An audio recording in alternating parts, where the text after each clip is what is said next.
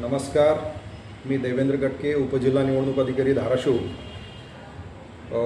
भारत निवडणूक आयोगाने नुकतेच स्पेशल इंटेन्सिव्ह रिव्हिजन म्हणजे मतदार यादीचं विशेष सखोल पुनरीक्षण 2026चा कार्यक्रम घोषित केलेला आहे।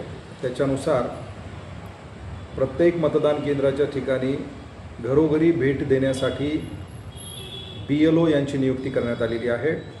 आपल्या जिल्ह्यामध्ये 1523 BLO यांची नियुक्ती करण्यात आलेली आहे आणि 30 जून ते 29 जुलै 2026 या कालावधीमध्ये हे BLO प्रत्येक मतदाराच्या घरी भेट देतील आणि सध्या अस्तित्वात असलेली जी मतदार यादी आहे त्या यादीमध्ये नाव असणाऱ्या मतदारांचे इन्युमरेशन फॉर्म्स प्रिंटेड स्वरूपामध्ये 2 प्रतीमध्ये BLO यांच्याकडे उपलब्ध करून दिलेले आहेत।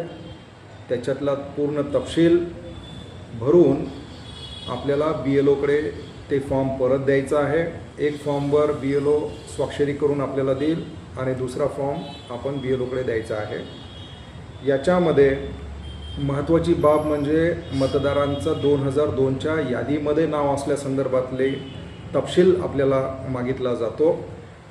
तर तो तपशील उपलब्ध करून घेण्यासाठी आपल्याला voters.eci.gov.in किंवा ECI नेट या भारत निवडणूक आयोगाच्या संकेतस्थळावर जाऊन आपले नाव 2002च्या मतदार यादीमध्ये कोणत्या मतदारसंघात होते, किती अनुक्रमांकावर होते याची तपशील आपल्याला उपलब्ध होईल। तो तपशील आपल्याला त्या फॉर्ममध्ये भरायचा आहे।